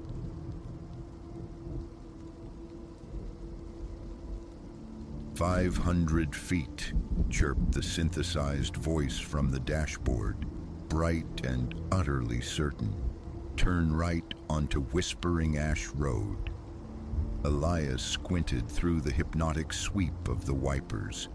Rain lashed the windscreen, blurring the impenetrable wall of skeletal trees flanking the asphalt ribbon. Whispering Ash Road. There was no road. Just the dripping maw of the forest swallowing the headlight beams whole. Hours bled into an amorphous gray smudge behind him. The city, a blur of handshakes and fluorescent lighting, receding with every mile devoured. Home beckoned, a siren song of familiar comforts, a bed that knew the shape of his fatigue. That yearning had been the hook, the digital navigator's promise of a swifter passage, the bait, swallowed whole without a second thought. Now marooned on this forgotten artery of nowhere, the hook felt lodged deep in his throat, a burgeoning regret tightening with every pulse beat. He eased the sedan onto the sodden shoulder, the tires spitting gravel like angry curses. The GPS, oblivious or perhaps malicious, pinged again, insistent on its phantom turn. Recalculating, it offered blandly, a digital shrug in the face of his mounting disbelief. Elias scoffed, a harsh sound in the sudden quiet, fumbling for his phone, a lifeline back to the charted world, to sanity. The screen flared, illuminating his tense face, then displayed the stark, brutal truth. 5 empty bars beneath the mocking legend. No signal. A dead zone. Utterly, terrifyingly disconnected. Breathe.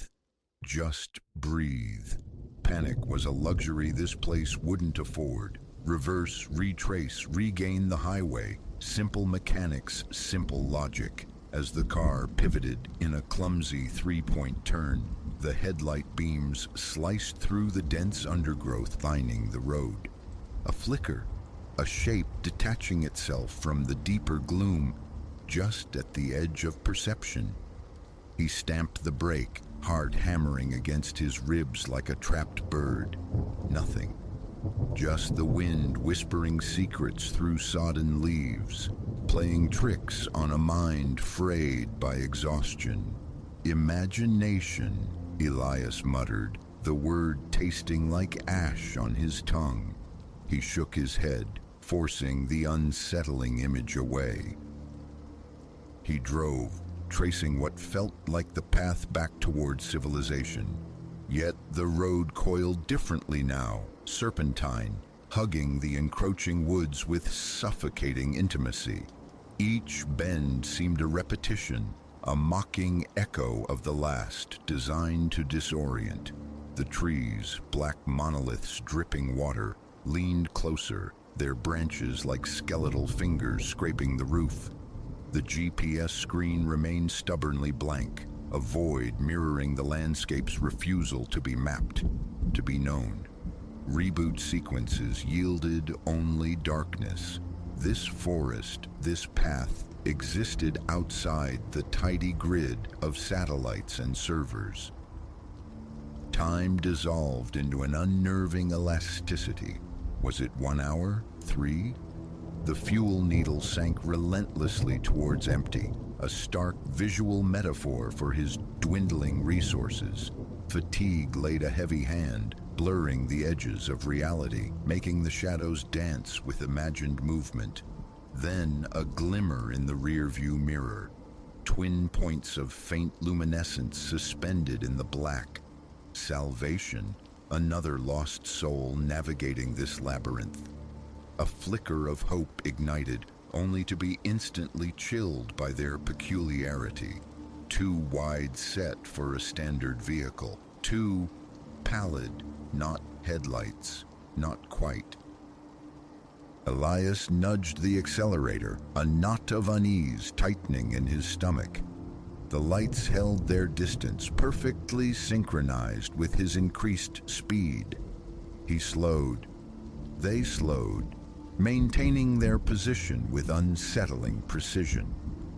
A predatory patience emanated from them, a silent, watchful pursuit that prickled the hairs on his neck.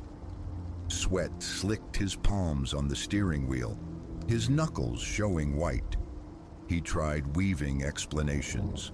Another disoriented driver, perhaps, following his lead. But the cold dread pooling in his gut knew better. This was not rescue. This was pursuit. The road bucked violently to the left, a sudden sharp curve that seemed to materialize out of the rain-streaked darkness. As the car swung around the blind bend, Elias's breath hitched, lodging painfully in his throat. A silhouette stood stark against the rain-slicked asphalt, directly in his path. He stomped the brakes. Tires screamed protest, the car fishtailing on the wet surface, before skidding to a halt mere feet away. It was a woman, motionless as a statue carved from moonlight and shadow. Her posture was unnaturally rigid, her face hidden beneath a heavy curtain of impossibly black hair that cascaded over her shoulders, clad in a simple white dress that seemed to repel the surrounding darkness, glowing faintly in the harsh glare of his headlights. He sat paralyzed, a fly caught in amber, the drumming of the rain on the roof suddenly deafening. The woman remained utterly still, an effigy of dread planted in the middle of the nowhere road. Behind him, the twin glows pulsed, nearer now, casting long, distorted shadows within the car. A mad impulse seized him. Help her, ask for help, and his trembling fingers brushed the cold metal of the door latch. At his touch, her head snapped up. The curtain of hair fell away. Elias choked back a scream that died in his throat. Vacant pits stared where eyes should be, abyssal and depthless, reflecting the headlight beams like polished obsidian. Her mouth stretched, not in a scream, but a horrifying rictus revealing rows of needle-sharp fangs. Reflexively, he slammed the gearshift into reverse, stomped the accelerator. A cough, a sputter, silence. The engine was dead. She took a step towards his fragile sanctuary, then another. Her movements disjointed, jerky, puppet-like, as if unfamiliar with the limbs she inhabited. He twisted the key desperately, futile grinding. Again, nothing but the mocking click of the ignition. She advanced, inexorable.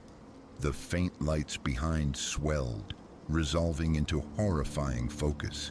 He glanced desperately at his phone, still no bars, but the clock display was a frantic blur, digits cascading impossibly fast, time itself unraveling. In the screen's dark mirror, the reflection showed not a vehicle's approach, but a constellation of luminous, unblinking eyes floating in the night. Dozens of them. The woman reached his window, her face pressed close, lipless mouth pulled into a grotesque facsimile of a smile. A skeletal hand rose, long, sharp nail tapping the glass.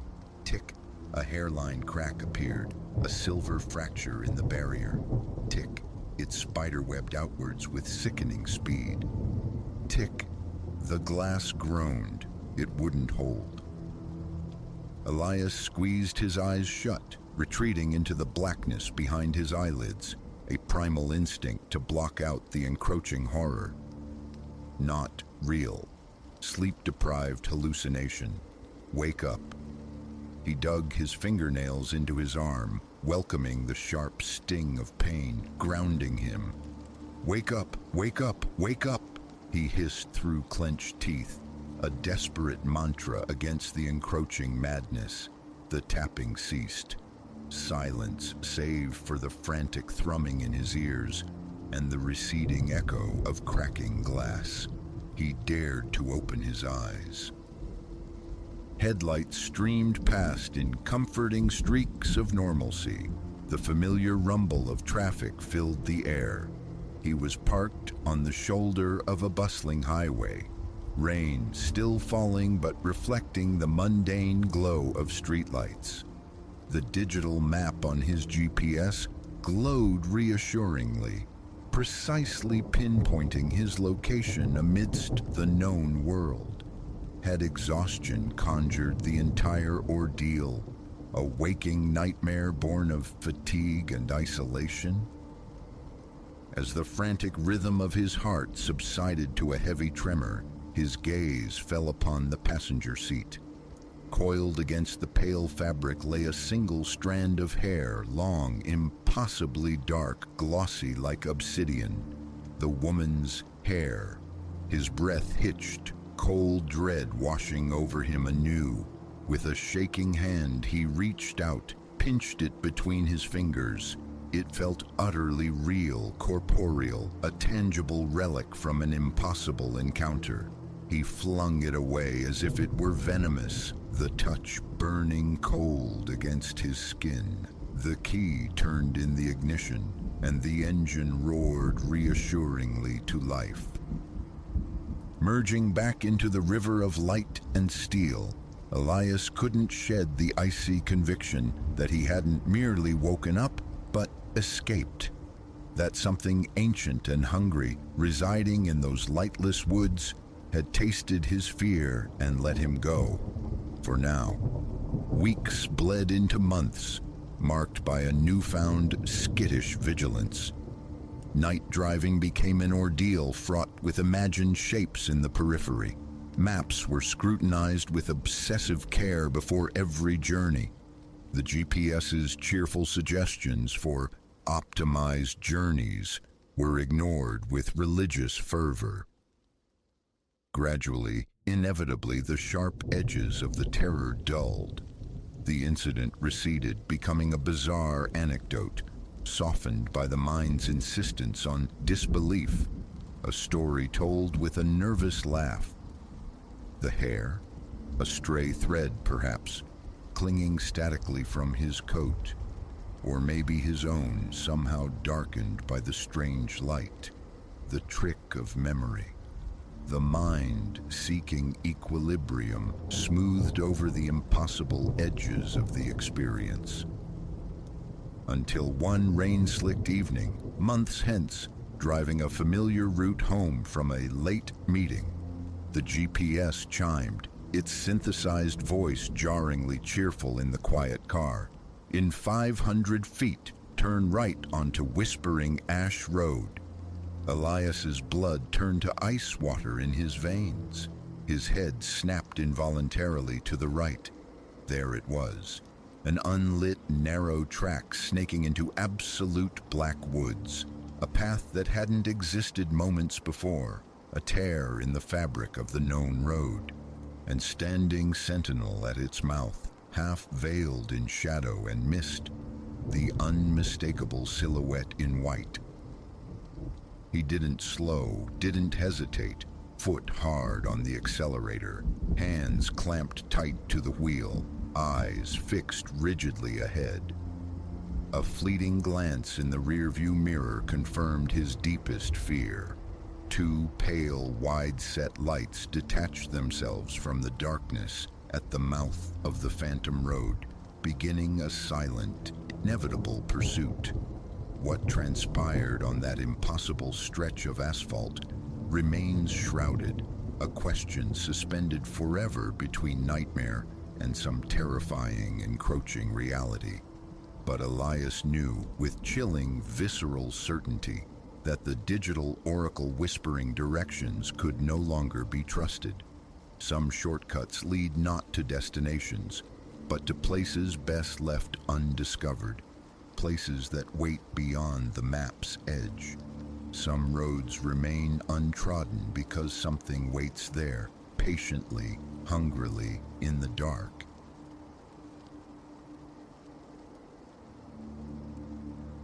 The tumblers yielded with a sigh that resonated deeper than mere mechanics, a finality that prickled the hairs on my neck as the heavy door creaked inward, unveiling the shadowed, timbered heart of our rented refuge.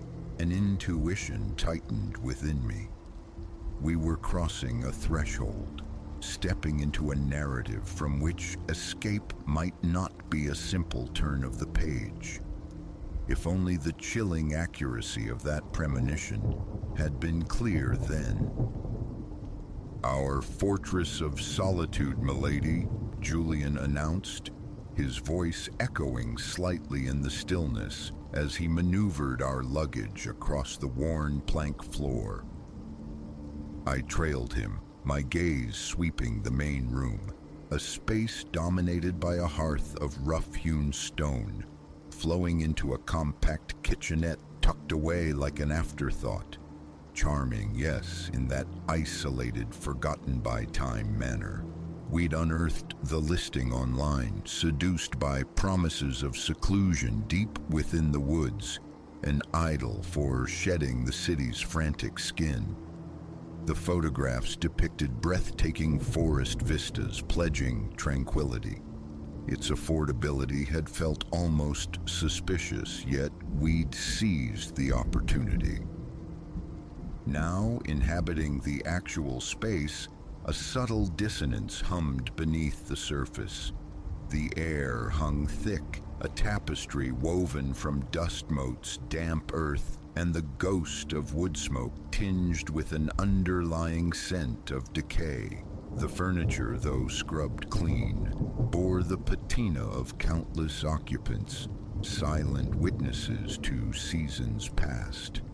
And surely the floorboards protested our weight with an unnerving, almost conversational creak. "Perhaps we could invite some fresh air in," I ventured, attempting to displace the nascent anxiety.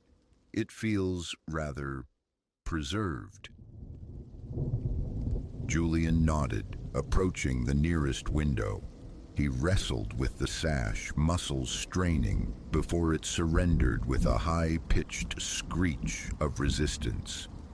"Seems they prefer things sealed tight," he quipped, breathing a little heavily. A smile flickered across my lips, dutifully offered, yet the window's stubborn reluctance lingered. It felt less like neglect, more like defiance, as though it guarded secrets it was unwilling to air. The remainder of the afternoon dissolved into the rituals of arrival, unpacking garments into drawers that smelled faintly of cedar, arranging our provisions within the diminutive refrigerator. As twilight began to bleed through the dense canopy, painting long, skeletal shadows across the floor, Julian coaxed a fire to life in the stone hearth. Its flickering orange glow and radiating warmth did manage to soften the edges of my apprehension. "See, perfection," Julian murmured, his arm encircling my shoulders as we settled onto the time-softened sofa. Exactly the quietude we craved, a chance to just be. I leaned into his solid presence, wanting desperately to absorb his optimism. But as the world outside surrendered fully to darkness, the sensation of being observed intensified, prickling my skin. Each glance towards the black mirrors of the windows carried the expectation of meeting eyes staring back. Sleep proved elusive that first night. The unfamiliar bed, a landscape of hidden lumps beneath sheets, whispering of mothballs. Yet it wasn't merely the physical terrain keeping me adrift. It was the cabin's nocturnal symphony, creaks and groans, too rhythmic, too deliberate to be mere structural settling. Once, a distinct impression of footsteps pacing the hallway just beyond our door sent my heart into a frantic rhythm against my ribs. I lay rigid, straining my ears against the oppressive silence that followed, hearing only the frantic pulse in my own ears. Morning found Julian already orchestrating coffee in the kitchenette. "Sleep soundly?" he inquired, offering a steaming mug. I shook my head, the strong, dark brew a welcome anchor. "Not entirely. This place has a peculiar nighttime vocabulary." He chuckled, a sound too light for the space. "Character Ilara, the genuine article." The urge to recount the phantom footsteps, to voice the unease solidifying within me, warred with the desire not to poison our escape with what might be perceived as paranoia. Instead, I proposed a hike after breakfast, explore the woods. The forest embracing the cabin possessed a wild, untamed beauty, soaring pines filtering sunlight into shifting patterns on the mossy floor. For several hours, navigating paths barely etched into the undergrowth, the cabin's unsettling atmosphere receded. Yet, as our loop brought us back towards the structure, the feeling of unseen scrutiny returned, potent and palpable. "Julian," I whispered, my hand instinctively clamping onto his forearm. "Look, over there." His gaze followed mine towards a gap between two sentinel trees in the middle distance. For a fleeting second, I perceived it, a static form, dark against the foliage, watching. An eye blink, and only interlacing branches remained. "Look at what?" Julian squinted, scanning the indicated spot. I shook my head, a tremor running through me. Nothing. A trick of the light, I suppose. But a cold certainty settled in my gut. It was no shadow. And as the cabin itself came fully into view, a detail froze the blood in my veins. The window, the one Julian had fought to open yesterday, was now resolutely shut. "Did you close that window last night?" I asked, striving for a casual tone that felt utterly false on my tongue. He knit his brows. "Don't think so. Wind, maybe?" I nodded mutely, unwilling to articulate the conviction that no mere breeze could have forced that recalcitrant sash closed. And wouldn't such an event have produced a sound, a slam we surely would have registered? Throughout the day, the strangeness escalated. Objects we distinctly remembered placing in one spot materialized elsewhere. Pockets of inexplicable cold bloomed in random corners, defying the summer warmth. And persistently, relentlessly, the sensation of being watched, measured, assessed. That night, cocooned in the lumpy bed, the sounds began anew, amplified, insistent. The familiar creaks were now underscored by a distinct dragging noise from below, like dead weight being hauled across the floorboards. "Julian," I hissed, shaking his shoulder until he surfaced from sleep. "Listen, do you hear that?" He sat upright, rubbing the sleep from his eyes. "Hear what?" The question died on his lips as a resonant thump echoed from the living room. The sound of something substantial hitting the floor. Julian's eyes widened in the gloom. "Okay, heard that," he conceded, casting aside the covers. "Stay put. I'll investigate." "No!" My fingers dug into his arm. "We go together." Moving with excruciating slowness, we navigated the darkened hallway, Julian leading with the narrow beam of a flashlight snatched from the bedside table. The light sliced through the oppressive blackness, revealing nothing. The living room appeared undisturbed, exactly as we had left it. "See? Likely just an animal outside," Julian offered, though the tremor in his voice betrayed his attempt at reassurance. We were turning back towards the bedroom when my eye caught something alien on the low coffee table. Beside the paperback I'd been reading lay a small volume bound in scarred leather. It hadn't been there earlier, of that I was chillingly certain. With hands that trembled, I lifted it. The pages, brittle as autumn leaves, were filled with looping script, the ink faded to sepia by time. As my eyes scanned the entries, my pulse accelerated into a frantic gallop. It was the journal of a woman named Serafina, who had resided in this cabin decades prior. She wrote of unsettling incidents, of possessions migrating inexplicably, of disembodied voices whispering in the dead of night. She wrote of a presence, an entity of palpable darkness and ill will, its influence seemingly intensifying with every day she remained. The final entry, scrawled with a desperation that clawed off the page, turned my blood to ice. "It is here," Serafina had written, her once elegant hand devolved into jagged slashes of ink. "Merciful God, it is here. I cannot leave. If this is found, do not linger. Flee.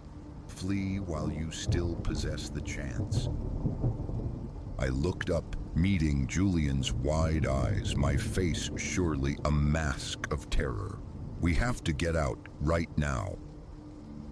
He started to form a protest, but precisely then, every light in the cabin spasmed, then extinguished, plunging us into an abyssal darkness.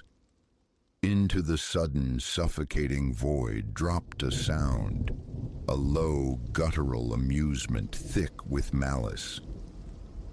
We didn't hesitate. Snatching only phones and car keys, we bolted for the door. It resisted, pushing back as if held fast by an unseen force, but a final adrenaline-fueled shove burst it open. We sprinted across the gravel drive, the sharp stones biting into our bare feet, a frantic tattoo against the oppressive silence.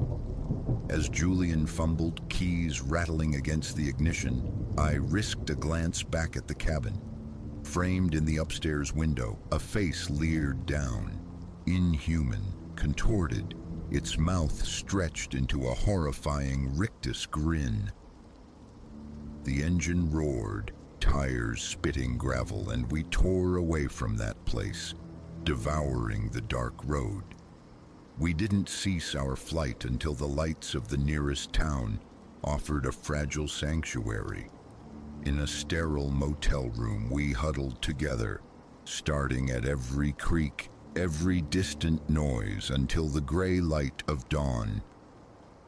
Daylight brought the temptation to rationalize, to dismiss the night's terrors as shared hysteria, a waking nightmare born of isolation and suggestion. But the visceral memory, the shared knowledge of what we had felt and seen, was undeniable. Our belongings remained behind. We never returned. We informed the rental agency of a sudden emergency, their surprising lack of probing questions, and offer of a partial refund somehow more unsettling than accusation.